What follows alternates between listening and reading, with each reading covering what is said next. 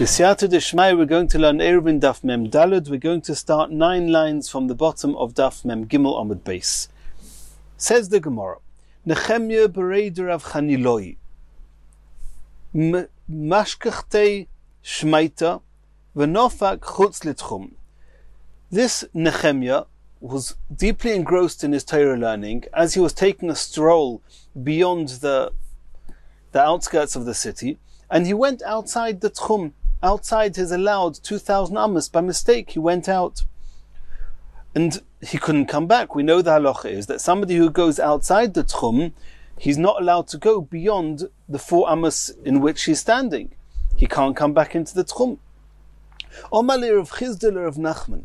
Rav Chizda went to Rav Nachman and told him, Nechemya Talmidcha, your Talmud Nechemya that we just mentioned, Nechemya, the son of Rav Chaniloi, Shori B'tzar, he's in pain, he's in discomfort, he's stuck outside the tchum, he cannot come back into the tchum on Shabbos. Omar Loi, Rav Nachman said to Rav Chizda, I'll give you an idea. Asei loi mechitza shel b'nei Adam. Make for him walls, partitions of human beings, which you can do that on Shabbos, we'll soon discuss that, v'yikonis, and then he can come back into the tchum. Yosef Rav Nachman bar Yitzchak achirei de Rava. V'Yosef Rava kamei de Rav Nachman. Omar le Rav Nachman bar Yitzchak le Rava. Rav Nachman bar Yitzchak said to Rava, he was present at the time, and he said to Rava, Mai komi boy le Rav Chizda. What was Rav Chizda's question when he went to Rav Nachman? Rav Chizda also knew that he could have made a mechitza of people. And nonetheless, he went to Rav Nachman and said, your Talmud is in tsar, what can we do? So what was Rav Chizda's doubt, and what was Rav Nachman's solution? Ilema bidemolu gavri oskinon. If you can assume that we're talking about that he had plenty manpower, he had enough people that to make this mechitza, to make walls on 2 sides of Nechemya, all the way from where he is right back to the tchum. If you can make an enclosure, a wall, a partition between him and the tchum, where he was allowed to be, he can come back in. If he had enough manpower for that, and the whole question was, halacha k'Rabban Gamliel, or ein halacha k'Rabban Gamliel. We saw previously, Reb Gamliel holds that if people left their tchum, if the goyim pulled somebody out of his tchum and placed him into an enclosed area, a dir, a sahar, as we've discussed previously, then according to Rabban Gamliel, they can walk around freely in the entire enclosed area. So too, that was the discussion here. If you make a wall between this Nechemya and the tchum and the city, or and the tchum of the city, then since it's an enclosed area, he can walk freely in it. And once he can walk freely in it, he can find his way back to the tchum. Or maybe that wasn't the question that Rav Chizda was asking Rav Nachman. We're talking about that he did not have enough people. He only had enough people to encircle Nechemya until 2 amos away from the end of the tchum. He was 2 amos short. And his question was, halacha k'Rabban Eliezer, or ein halacha k'Rabban Eliezer. We're going to learn on Daf Nun Beis that Shittas Reb Eliezer is that if a person leaves his tchum by 2 amos, he can come back into the tchum. The question is over here, is the halacha like Reb Eliezer, that if we can make an enclosure that will allow Nechemya to come till 2 amos away from the end of the tchum, that will suffice, or not? Is the halacha not like Reb Eliezer? That was the question. That's what Rav Nachman bar Yitzchak asked Rava, that he wasn't sure what Rav Chizda's question was. What was his doubt? Why did he come to Rav Nachman? And Rav Nachman, whatever the question was, Rav Nachman said, you can do it. Get people to circle Nechemya and let him come back into the tchum. Says the Gemara, Pshita b'deloi molu gavra oskinon. We're definitely talking about that he did not have enough people. That means he didn't ask a question, is the halacha like Rabban Gamliel, which means in the event that he had enough people, is the halacha like Rabban Gamliel that even when you've left the tchum, if you're in an enclosed area, you can walk anywhere in the enclosure? That wasn't his question. Because if that would be the question, that means he had enough people. And the question was, do we hold a Rabban Gamliel? Mighty boile, what was the question? Ha'amarav halacha k'Rabban Gamliel b'dir v'sahar v'sfina. We already know that Rav said the halacha was like Rabban Gamliel, that if you're in an enclosed area, then you can walk around the entire enclosure, even though you reach that area outside your tchum. The whole question was he didn't have enough people, he was short of 2 amos of people. And his question was, is the halacha like Rabbi Eliezer? And Rav Nachman, who said to him to take the people, he obviously held the halacha was like Rabbi Eliezer. Daikanami, I'll even bring you a proof from the words of Rav Nachman that he understood that the question was, do we rule like Rabbi Eliezer? And the answer is we do. What did Rav Nachman say to Rav Chizda? Rav Nachman said to Rav Chizda, make for him a partition made of human beings, and then v'yikones, he can come in. This word v'yikones seems to be a little bit superfluous. Say you could make a mechitza, and they will join where Nehemiah is now and the tchum, and then he can come back in. What's the yikones? My yikones, lav beloy mechitza. He seemed to be saying, make a wall around him until 2 amos, because you don't have more people than that. You can't just ask anyone to go. This has to be people who have made an eruv tchumin, and they are actually allowed to go outside the tchum. Somebody who's not made an eruv tchumin is not allowed to go outside the tchum at all. So you're looking for people who can actually go outside the tchum till where Nehemiah is, and then make a partition between him, around him, back to the tchum. So that's what he says. You make this partition of people, you'll be short of the last 2 amos, v'yikones, and then on his own, without being surrounded by people, the last 2 amos, he won't have anyone next on the sides of him. He can then go back into the tchum, and that's the halacha because we follow Rebbe Eliezer. Continues the Gemara, Eisfer Rav Nachman bar Yitzchak l'Rava. Rav Nachman bar Yitzchak is now going to ask a question to Rava. Can it be that you're allowed to use human beings to make a mechitza? Is that something you're allowed to do on Shabbos and Yom Tov? We learnt in the Brisa, Nofal doifno, if a wall of the sukkah fell down, and it's now Shabbos or Yom Tov, and you're short of this wall, your sukkah is possible. Lo yamid ba'odom behema v'kelim, you're not allowed to position in place of that wall, not a person, a human being, not an animal, and not other utensils. V'lo yizkoif es hamito, and not only regular kalim, where if you position them in place it could look like you're trying to make a wall, but even if you're to stand up a bed where it just looks like you're making room in your sukkah and removing the bed, and by the way you happen to be standing up the bed, it's not so clear that you're intending to make the wall, but even there he's not allowed to stand up the bed and lifroi saleh sadin. And there's a discussion if lifroi saleh sadin is an addition to yizkoifes hamita or not. Some say it's 2 different cases. You're not allowed to be yizkoifes hamita, to stand up a bed onto its side, or lifroi saleh sadin, to put up a type of a sheet. Others say that the beds, when it's standing up, would have holes in it, and therefore it would be a problem. It would not be able to be a wall of a sukkah unless you also put sheets there. That's how the Ritva explains. But either way, you're not allowed to do that to make the wall of the sukkah.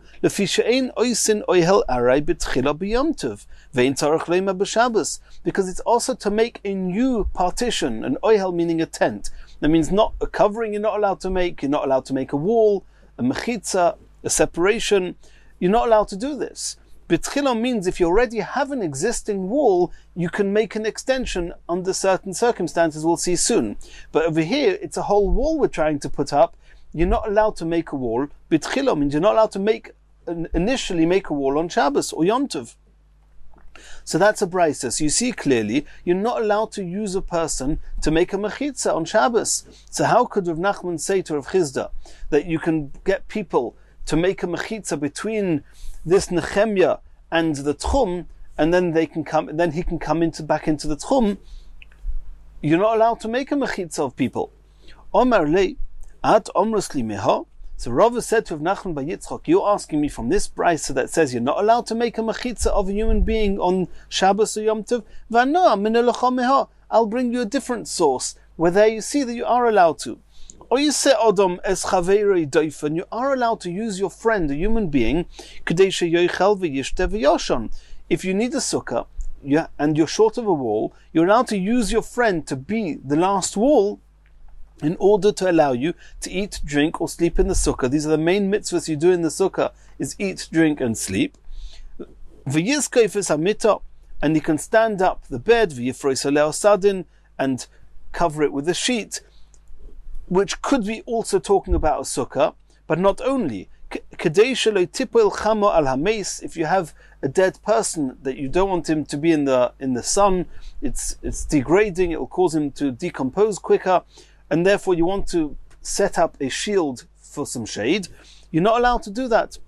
I'm sorry, you are allowed to. You're allowed to put a bed up to make the shade. If you want to protect the food from getting rotten, they're in the heat, you're allowed to make this shade. So you see clearly that you can use a person on Shabbos to make a shade. Kasha na'adodi. So it's true that Rava says that he has a brisa that says you are allowed to, but now we have a contradiction in the brises. Says the Gemara, and the Gemara is now going to have three different interpretations, three ways of explaining why the two brises are not a contradiction. The first brisa says you're not allowed to make a wall of a sukkah with an odom, behema, or kalim. The second brisa says you are allowed to use an odom to be a wall in the sukkah, and you are allowed to use kalim to make a shade to protect a deceased person or the food. Loi kasha, hara b'liezer, hara bonon. We'll see that the first brisa that says that you're not allowed to make an oihel on Shabbos, you're not allowed to make a partition on Shabbos, that's following Rabbi Eliezer. And the second brisa that says you are allowed to make such a partition is the Rabbanon. Titnan, we learned in the Mishnah, a shutter that was used to block up a window. Rabbi Eliezer oimer, bizman shekosher v'toloi poikekin boy. On condition that this shutter has been tied to the wall and is suspended from the wall, then you're allowed to position this shutter into the window. And it doesn't look as if you're building. Ve'imlav, but without these conditions, ein poikekin boy, you're not allowed to block up, you're not allowed to shutter the window. It's doime leboine, it's similar to building, it's also on Shabbos. The Chachamim argue and say, bein kach or bein kach poikekin boy. They say that even if you do not have these conditions, you're allowed to put the shutter into the window. It seems that Rabbi Eliezer says that you're allowed to make an oihel arai. It's a temporary type of wall. It's not going to be there. It's not a fixed wall. A shutter is something you take down, but so is the wall of a sukkah temporary. You're allowed to, according to Rabbi Eliezer, you're not allowed to make a mechitas arai, and therefore you need these conditions. So it should not be considered as if you're making a mechitza. And the Chachamim say you're allowed to make a mechitzas arai. So the first brisa will be following Rabbi Eliezer. The second brisa will be the Chachamim. Says the Gemara, no. V'oit ma'alo. We learnt on that Mishnah, we learnt explicitly, Omar Rabbi Bar Bar Chana Omar Rabbi Yechanan, Hakoil moedim she'ein oisin oil arai b'tchila b'yom tov ve'ein tzarech leima b'Shabbos. They both agree, even the Rabbanon agree, you're not allowed to make a mechitzas arai on Yom Tov, and even more so, you're not allowed to do it on Shabbos. And therefore, regarding our Mishnah, our brises, the contradictions, it will not help us because we're making a mechitza. Over there in that Mishnah, lo nechleku elo lo haisif. There we're talking about you already have an existing wall. You just want to add to that existing wall. By adding the shutter to it, when it's only a toisefes, there it's a machleikas. Rabbi Eliezer omer ein meisifin b'yom tov ve'ein tzarech leima b'Shabbos. Rabbi Eliezer says you're not allowed to even make an addition to an oihel, even though it's only going to be a temporary addition. You're not allowed to do that on Yom Tov and even more so on Shabbos. The Chachamim omer meisifin b'Shabbos ve'ein tzarech leima b'yom tov. The Chachamim say you are allowed to add this shutter on Shabbos and even more so on Yom Tov, but they both agree that you're not allowed to make a mechitza. When you don't have a mechitza yet, even if it's ara, you're not allowed to make it on Shabbos or Yom Tov. So we're back to our initial question. How are we going to explain the contradiction of the brises? Elo lo ikashya, we're going to offer a different solution. Ha'ka Rabbi Meir, ha'ka Rabbi Yehuda. There's a machleikas Rabbi Yehuda and Rabbi Meir whether a mechitza that's made of an animal a partition, an animal that is a partition, is it a valid partition at all? Or is it not a valid partition? If it's an invalid, if it's halachically invalid, then there could be no issue with putting it up on Shabbos. If it's halachically valid, then it's considered a mechitza, and then you're not allowed to do it on Shabbos. The Tanya we learned in the Brisa, asar lebehema doifen l'sukkah. If somebody used an animal to be one of his walls for the sukkah, Reb Meir Poisel, Reb Meir says that an animal is not considered a partition, and therefore the sukkah remains posel. Reb Yehuda Machshir, Reb Yehuda says that an animal is called a mechitza, a partition, and therefore the sukkah is kosher. So the Gemara explains, Reb Meir duka posel hosam, Reb Meir says that the sukkah is posel because an animal is not considered a partition, alma lav mechitza. And you see, an animal is not called a mechitza. So hacha over here, in our second brisa, that's sharu, it would be mutter to use an animal, to put an animal up, to make a type of a shade or whatever you need, it would be mutter. The lav midi kovid, because you haven't done anything, you haven't made a partition, because the mayor holds that it's not called a valid partition. It's not considered boine. It's not considered boine, so you can put it up. Rabbi Yehuda de Kamachshir, Rabbi Yehuda who says that it's a valid wall for the sukkah, he holds that it's considered a mechitza. If it's considered a mechitza, you're not allowed to put it up on Shabbos and Yom Tov. Hasam alma mechitzahi hacha aser. Over there, the reason that it's a valid sukkah, the Mishnah we're talking, or the brisa we saw of asar lebehema doifen sukkah doesn't need to be talking about on Shabbos. It's talking about hilchas sukkah. According to Rabbi Yehuda, he says in hilchas sukkah, the animal is a valid wall. If it's a valid wall, it's called a mechitza. If it's a mechitza, you're not allowed to make it on Shabbos or Yom Tov. That's why hacha asa, that will be the first brisa that says you're not allowed to use an animal, is following the opinion of Rabbi Yehuda. And obviously this is very difficult to understand this, because in the second brisa it said explicitly that the reason that he's using his friend as a wall for the sukkah is kadesha yoichal v'yishtav yashan, to allow him to eat, drink, and sleep in the sukkah. If now you're saying that second brisa is following Reb Meir, who says that an animal is not or a human being is not, we'll soon see about the animal or the human being bit, but the second brisa that we're trying to explain according to Reb Meir, where Reb Meir says it's not a valid sukkah and that's why it's mutter, well, if it's not a valid wall, then you haven't gained anything, and the brisa says explicitly that the reason that he's using his friend to make the partition is because he wants to be able to eat in the sukkah. It needs to be a valid wall. And Rashi already asks this question: why does the Gemara not refute this from the brisa, from the very brisa that says that we're trying to make it into a valid sukkah? So Rashi says, you're right, the Gemara could have asked that question, but the Gemara is going to ask another question. The Tizbara, you want to use Reb Meir to explain this second brisa? If you noticed, it's the first brisa that said you're not allowed to use to put up on Shabbos or Yom Tov for a sukkah. The first brisa mentioned Odom, Behema, Kalim, a human, an animal, and utensils. In the second brisa, all we mentioned there was Odom, Oise Odom is Chaveiro, his friend, a human being, Doifen, to be a wall, and Yizkef is Amita, utensils. It didn't mention an animal there, Bechlal. Now we're saying with Tizbara, we're going back to Reb Meir. You want to explain that second brisa based on Reb Meir. That Reb Meir says in Hilchas Sukkah that whenever you put a wall, an animal, to be a wall in a sukkah, Reb Meir says the sukkah is still possible. It's not considered a wall. So he's saying, when does Reb Meir say that the wall is not a valid wall, and therefore it would be okay to do it on Shabbos? Behema, only a behema, when an animal could run away, therefore it's not considered a wall. But Odom, a person that doesn't run away, the kalim and utensils that don't move, mishamasle, it could be that even Reb Meir agrees that it is considered a good wall, and therefore it would be also to do it on Shabbos or Yom Tov. So you still haven't got an explanation for the second brisa that says you're allowed to use a human or utensils to make a wall. Vasu, another question. Reb Meir aliba deman. Reb Meir, how did we just explain to Reb Meir? Reb Meir said that since the animal is not considered is not considered a proper partition, therefore it's got the halachas of a mechitzas aray, and therefore you're allowed to build it on Shabbos. That's what we said. We said, according to Rabbi Yehuda, where an animal is considered a good wall, it's called a mechitza of keva, it's called a more permanent type of wall. Therefore, you're not allowed to do it on Shabbos and Yom Tov. But Reb Meir, who says that it's not got the halachas of a kosher mechitza, therefore it's considered just like a temporary wall.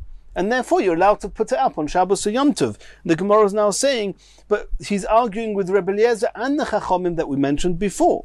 A libed man, Rebbe Eliezer, if he's following Rebbe Eliezer, lehoisif nami asur. Not only are you not allowed to make a temporary wall, even if you have a wall and you want to add a temporary addition to the wall, it's also asur. Ela libed rabbanon, you'll say he's following the rabbanon. Eimed de amri rabbanon lehoisif lekatchila mi amor. We saw before that the Chachamim only allow you to add to a wall, not to make a wall, even if it's temporary. You're not allowed to make a wall on Shabbos or Yom Tov. So over here, where the Gemara suggested that the brisa that says you're allowed, we assumed that Reb Meir, who says that an animal that's not got a legal, it's not legally called a partition, you're allowed to build it on Shabbos. Why should you be allowed to build it on Shabbos? It's called making an oil. It's making a temporary wall, and you're not allowed to make that. Everyone agrees you're not allowed to make such a wall on Shabbos. Elo ha v'ha rabbanon. It must be that both brises are following the rabbanon, who hold that one's not allowed to make a mechitzas, a new mechitza, even if it's aray. But if you have an existing wall, you're allowed to make an addition, an extension to it. V'kelim akelim lo ikashya. We had one contradiction. Can you use utensils to make up the last wall of the sukkah? In the first brisa we saw you're not allowed to. In the second brisa it was explicit that you are allowed to. No. Lo ikashya. Ha b'doifen shlishis, ha b'doifen revius. In the first brisa that says you're not allowed to, is talking about the third wall of the sukkah. We know from the halachas in the Mishnayos and Masechah Sukkah that a sukkah must have at least 3 walls, or else it's possible. So if you only have 2 walls, then making a third wall is considered, or has the same halachas as a mechitzas keva, and you're not allowed to do that on Shabbos or Yom Tov. That's the first brisa. It says you're not allowed to use these utensils to make the third wall. The second brisa, talking about the utensils, there it's talking about the fourth wall. The sukkah was kosher without it. I didn't need it. I just wanted a little bit more privacy, so I wanted to put up a fourth wall. And therefore, since the sukkah is in any case kosher, then relative to the sukkah, it's considered only a toisefes. It's only an addition to an existing structure, and therefore it's mutter. Daikenami, proof that first brisa is talking about the third wall. Diktoni nofal doifno. The first of those 2 brises starts with nofal doifno. One of its walls fell down, and its wall seems to be doifno shma mino. Nofal doifno is one of her walls, one of the walls that the sukkah needed to be a kosher sukkah. And so we see from there that the first brisa is talking about the third wall. Now the second brisa, we have to, even though the Gemara is going to discuss this a little bit now, but in the second brisa, what did we see? The second brisa said, Oise Adam es chaveiroi doifen kadei sheyoichal v'yishte v'yoshon. That means the beginning of the second brisa is clearly talking about that you need this wall for the sukkah to be kosher, which is the third wall. And now we just explained that the use of utensils that you're allowed to use, as it says in the second brisa, that's talking about the fourth wall, and the only reason you're allowed to do it on Shabbos or Yom Tov is because you didn't really need this wall. So we have to point out in the brisa said, Oise Adam es chaveiroi doifen kadei sheyoichal v'yishte v'yoshon.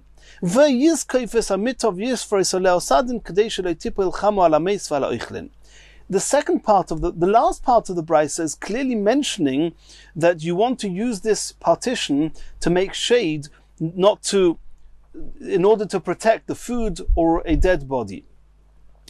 And so the very fact that it says Kadesha Yoichal V'yishte V'yoshon, that the reason you want this partition is in order to have a kosher sukkah, the brisa says it in the middle. After mentioning Oise Odom es chaveiroi doifen, you want to use your friend, human being, as a wall, you can use the human being as a wall in order to make the sukkah kosher, and only then the brisa starts with halachas of the utensils, of using a bed and the sheets in order to make some shade. So you see from there that the second part of the brisa is not talking about that you need it in order to be yoichal v'yishte v'yoshon. And that's what we're going to see now. The Gemara is going to say that the utensils in the second brisa could have been talking about the fourth wall. But Odom, as far as the human in the second brisa, must have been talking about the third wall, because the brisa says explicitly that you want this human being to make the wall in order to make a kosher sukkah. It must have been the third wall. And the first brisa is also talking about the third wall, so the contradiction between Odom and Odom, that you can't answer by saying the second brisa is the fourth wall, because the first part of the second brisa is clearly not talking about the fourth wall. And that's what the Gemara says. Ela Odom a Odom kashya. Odom, the contradiction of Odom you haven't explained yet. Odom a Odom nami lo kashya, the Gemara says, I'll give you a good answer. Kan ledas, kan shaloi ledas.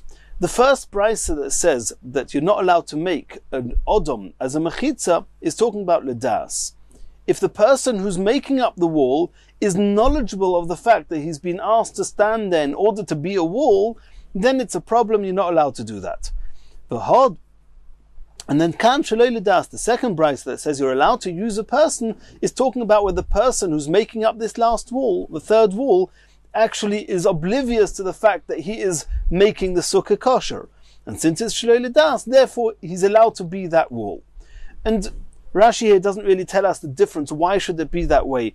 A difference between ledas and shenot ledas. Rabbeinu Yonason here, he quotes a Gemara that we saw earlier on Daf Chof Hei that says that when you're making a wall on Shabbos, then there's a difference as to whether you made the wall intentionally or unintentionally. And he wants to explain this Gemara like that. If it's shaloi ledas, it means that the wall was made unintentionally. That means the person who is the wall made that wall unintentionally, then you're allowed to rely on that wall. However, if it was made intentionally, if it was ledas, you're not allowed to. And says the Gemara, how did we start this Gemara? We started this Gemara with an incident with Nehemiah, who got carried away with his learning and was outside the Tchum.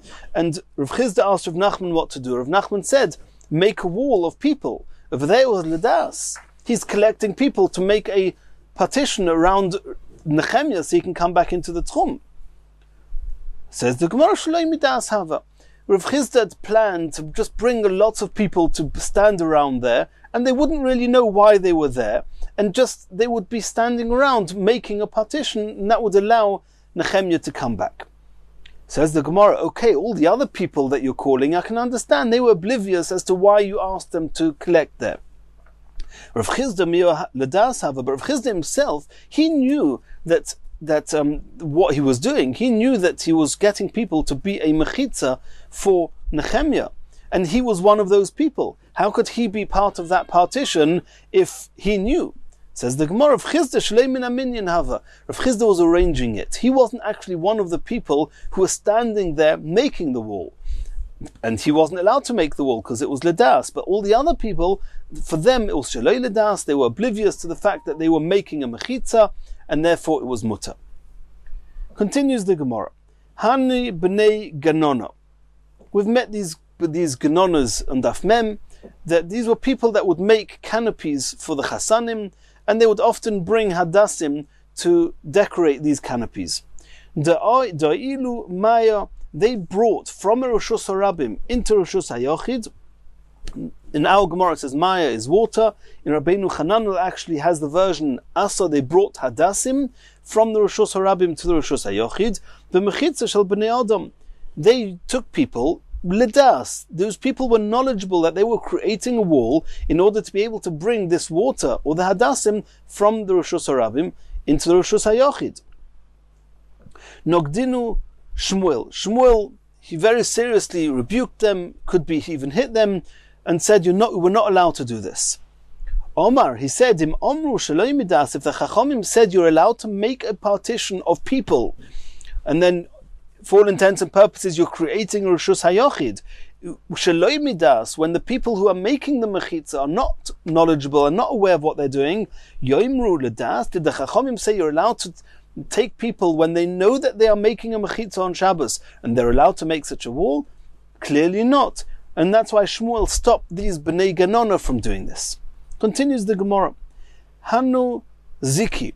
There were these leather flasks that belonged to Rava. To have a shadyon, and they had been left out, they'd been thrown or left out in the Rishus Harabim, Baristika, in the streets or in the public square, to Mechuzah, in the place of Mechuzah, which was Rava's place. You couldn't bring them in, they got left there. It's a Rishus Harabim. You couldn't bring it into the home, which was a Rishus HaYachid. But Hadi Da'asa Rava, when Rava was given Shia, he would typically be escorted with throngs of Talmidim. So when Rava came Mipirke from giving his Shia, and he was surrounded by lots and lots of Talmidim, then what did he do?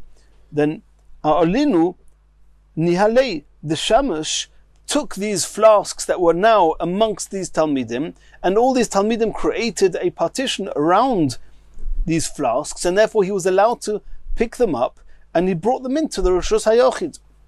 L'Shabbos Achrita, the following Shabbos, Boy Ailinu, he again wanted to do the same thing. V'osar Luhu, and Rava said, you're not allowed to bring them in. Dehavaleika Ledas, since the Red Sea saw what you did last week, the previous week, and now they know that they are being used to create a partition, it's called Ledas. V'osar, you're not allowed to rely on such walls on Shabbos. Continues the Gemara. Levi, the name of an Amayra, Ilulei Tivna, they would bring straw from the Rishus Harabim into Rishus HaYachid using a mechitza of human beings. Ze'iri, they would bring for Ze'iri aspasta, animal fodder. Rav Simi Barchia, Maya for Rav Simi Barchia, they would bring water, all using these human walls. And Rabbeinu Chananel says that in these three cases, it's talking about that the people that were used were not aware. It was Sheloi Ledas, they did not know that they were being used as walls, and therefore they could be used, and one could bring these things from the Rishus Harabim into Rishus HaYachid, since the area was turned into Rishus HaYachid with these people. Says the next Mishnah, Mi sheyotzo b'rishus. If somebody left the tchum with permission, the Chachomim allowed him to leave.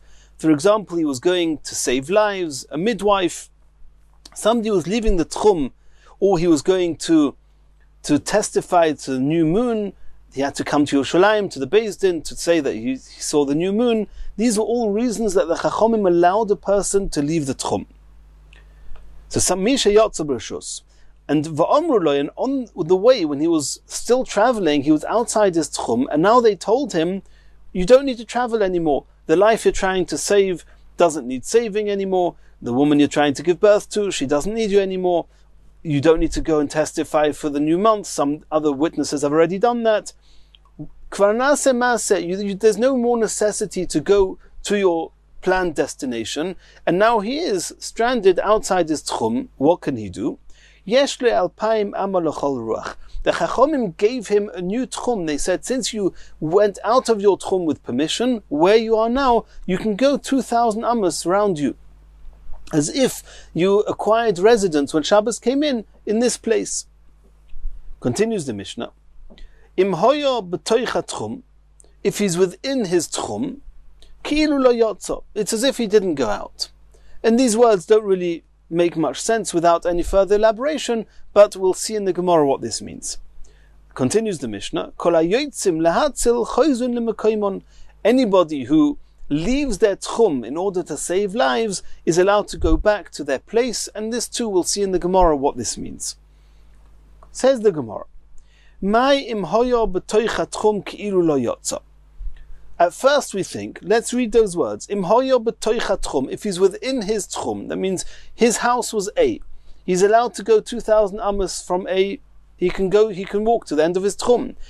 Now the discussion here is if he would leave the tchum for something he has permission to leave the tchum for. If he's still within his tchum, it's as if he didn't go out of the tchum. Of course he didn't go out, so he's still in. You're saying he's still in the tchum, so we know he didn't go out of the tchum. Says the Gemara, no. Omar Rabba says, I'll explain to you what it means. It doesn't mean that it's as if you're still in the tchum. Of course you're still in the tchum if you didn't go out of your tchum. Hachik Omar, Im hoya b'toich tchum sheloi ki'ilu yotza mitoich beisoi domi. He's coming to tell us that, because I may have thought, this person, when he left his house, he was going lidvar shus, he was going for something he had permission for, he was allowed to go. Had he left the tchum, he would have 2,000 amas from wherever he stops. Wherever he's told that he stops, he has a new 2,000 amas. So this person happened to have been told that he doesn't need to go out of the tchum, when, let's for argument's sake say that he's already 1,000 amas away from his home. He's within his tchum. Do we say that since he left Birashus, then the place where he is now, where he was told he doesn't need to go any further, it's as if this is where his residence is, and he can now go 2,000 amas around this point, which means he can continue another 2,000 amas, continue in that direction, because he's within the tchum of the new area that he now acquired? Or do we say no? Since you never left your original tchum, it's as if you're still based in your original home where you were when Shabbos came in, and you're not allowed to go more than 2,000 amas from that home. So that's what Rabbah says, that's what he means. Im hoya b'toich tchum sheloi, if he's still within 2,000 amos of his home, ki'ilu lo yotza mitoich beisei domi, his point of residence, his center of residence is his home, as if he hasn't left it. He doesn't get a new center from which he can go 2,000 amos in any direction. Says the Gemara Pshita, is it not poshet? Why should he get another 2,000 amos? He's still in his tchum. His home is where he was when Shabbos came in. Why should we give him another 2,000 amos? Says the Gemara, I may have thought hoil v'okar, since he had permission to leave, he had permission to uproot his place of residence and even go out of the tchum, and wherever he's going to stop, he's going to get a new 2,000 amos, which means that he's actually uprooted his place of residence with permission from the Chachomim. He's going to save lives, or he's going to give Eidos in the Kiddush HaChodesh. I may have thought, since when he left his home, he left with permission, he's uprooted his residence, and wherever he stops, he gets 2,000 ames. Kumash Malon, that's what the Chiddush of our Mishnah says, Rabbah, is that it's Ki'iru lo yotzomi beisoi, and he still only has 2,000 amas in every direction from his home. Continues the Gemara of Simi Bar Chia Omar. Simi Bar Chia is going to give a different explanation to these seemingly ununderstandable words. Im hoya b'toich tchum ki'ilu lo yotza. So Simi Bar Chia Omar hochi komar. Im hoyu tchumin shenosnu lo chachomim muvloin b'toich tchum sheloi ki'ilu lo yotza mitchumoi. He says the Mishnah, when the Mishnah says ki'ilu lo yotza, it means as if he didn't go out of the tchum. But we thought it meant if he's still in his tchum, it's as if he didn't go out of his tchum, and that didn't make sense. Of course he didn't go out of his tchum. What Rav Simi is saying is that you did go out of your tchum, and now let's say you went 3,000 amos away from your home, from where you were initially based, and now you're out of your tchum. So you get 2,000 amos in any direction because you went out with permission. So, and if you put a circle around a point 3,000 amos away from home, then that circle will overlap the 2,000 amos circle from his home. So the two circles, the one that his original home and the new residence that he got, which was 3,000 amos away, they overlap each other. So for that, Rav Simi says the Mishnah is telling us that Im hoya b'toich tchum means that if the area, the circumference of your new tchum overlaps your previous tchum, ki'ilu lo yotza, it's as if you didn't go out of your previous tchum, and the two tchums, they merge into one, and it's as if it is one large tchum, and he can go all the way back to his home. Says the Gemara, b'mai kamifligi. What are they arguing? What's the point of argument between Rabbah and Rav Simi? Marasova, Rav Simi holds, have lost tchumin miltzehi. Rav Simi holds that if you have one tchum overlapping into another tchum, then we give that significance, and it's as if the two tchumin are bound, as if they merge into one, and you can go all the way back to your home. Or Marasova, Rabbah says no. Rabbah says lav miltzehi. Rabbah says that even if two tchumim merge, they overlap each other, they do not merge, and you're never allowed to go outside 2,000 amos of wherever your point of residence is at any one time. Omale Abaye le Rabba. Abaye is now asking Rabba, you Rabba that did not want to explain like Rusimi, because you hold that overlapping tchumin has no significance. But there's a halacha that was taken for granted, and everybody knew this halacha to be true, and it seems to contradict what Rabba is saying.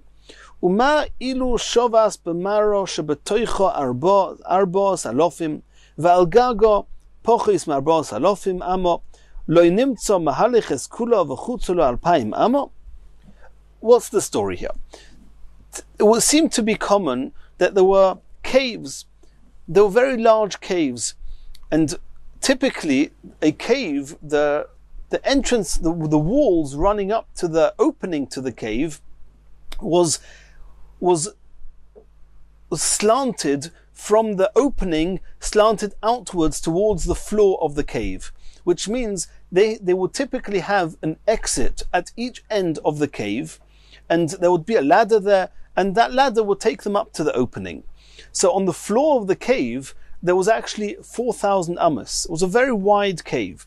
But the exit at each end, the Mizrach and the Ma'ariv, the two ends, there was an exit with a ladder going up, but the walls leading up to the exits, to the openings, to the holes, they were actually slanting inwards, which means that the distance between the two holes in the roof of the cave leading out to the Rishus HaRabim, or to whichever area it was on top of the cave, was actually that little bit less than 4,000 amos between each other.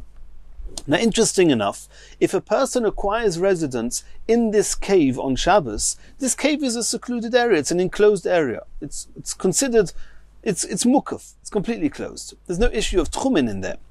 But a person who acquires residence in such a cave, then actually his tchum, he's actually acquired residence in the halachas of tchumin in two places. In either exit, if he exits on the Mizrach side, he can go 2,000 amos all the way around that exit. He can, if he goes on the Ma'ariv side, if he leaves the cave on the Ma'ariv, then his residence is also, and they're not a contradiction, is also on the Ma'ariv side. He can go 2,000 amos in any direction around that exit.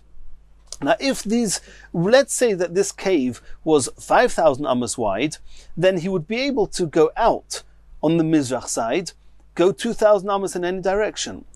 Or he could go on the Ma'ariv side and go 2,000 amos in any direction. But he cannot go out of the Mizrach wall and head towards Ma'ariv and go be on the top, on the level on top where there's tchumin. He cannot go more than 2,000 amos. He cannot reach the Ma'ariv exit and certainly not go beyond it. However, if the distance between the two exits are less than 4,000 amos, which means that the circles of tchum around the two exits actually overlap each other, then if you say what we saw before, that havloas tchumin milsahi, then you can actually go out of the Mizrach exit and go all the way till the Ma'ariv exit, which is almost 4,000 amos, and then go another 2,000 amos beyond that, because you can go 2,000 amos beyond that exit. That means what's happened is you can almost go 8,000 amos, because you can go out of the Mizrach exit, and then you can go 2,000 amos further Mizrach. And you can go all the way to the Ma'ariv exit, because it's overlapping the Ma'ariv side of the Mizrach exit and the Mizrach side of the Ma'ariv exit, those two tchumin overlapping. So it's considered as if it's one. So then he can go all the way till 2,000 amos further Ma'ariv than the Ma'ariv exit, and that's 8,000 amos away from 2,000 amos Mizrach of the Mizrach exit. And this was a halacha that was taken for granted, that since the floor of the cave is 4,000 amos, the area between the two exits was less because of the slanting walls in the cave was less than 4,000 amos, which means that the distance between the two exits was less than 4,000 amos, and therefore the two tchumin overlap. Let's see this inside. Abaye asked Rabba, "V'atle tizbara, do you not hold of the following halacha davloas tchumin miltzi uma ilu shovas b'ma'ariv?" Somebody's acquired residence in a cave. Shebetoicho arbos alofim, the floor at the base was 4,000 amos. V'al gago pochis me'arbos alofim. But its roof, because of the slanting inwards walls, was less than 4,000 amos. Do you not agree that you can exit any of the exit and actually walk from one exit all the way to the other exit and beyond it 2,000 amos? And we know that to be true, and that's only true because Havloas Tchumen. So how can we say that Rabbah doesn't hold of Havloas Tchumen?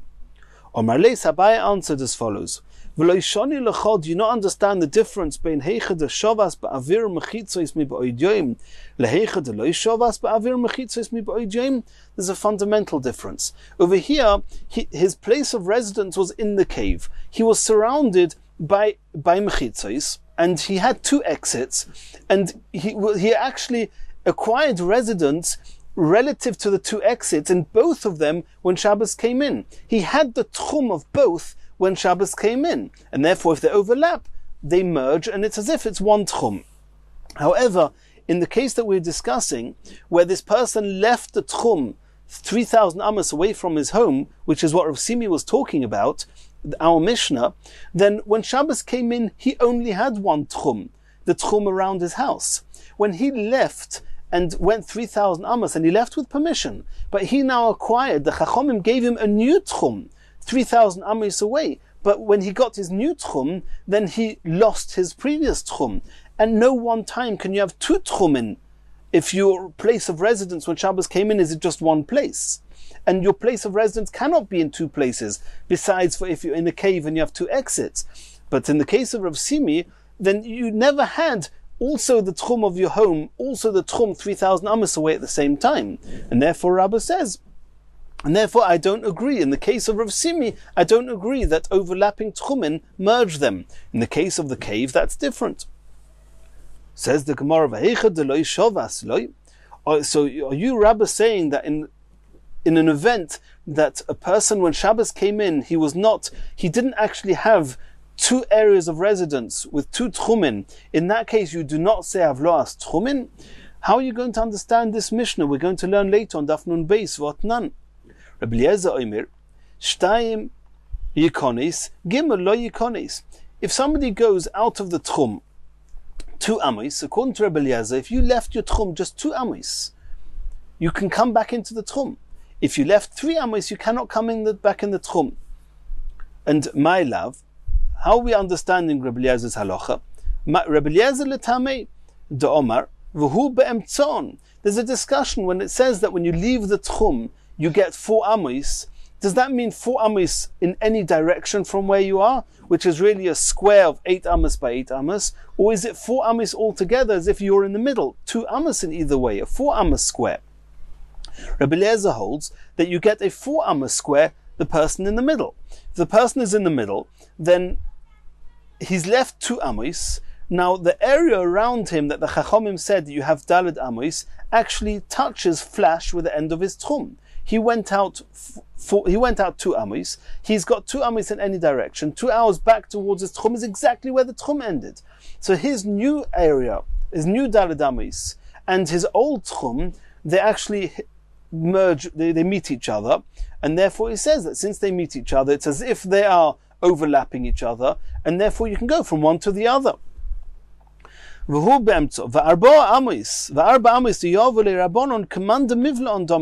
amos that he got, it's as if they are touching, as if they are overlapping his tchum, and he says that if you go out 2 amos, Rabbi Eliezer says you can come back into the tchum.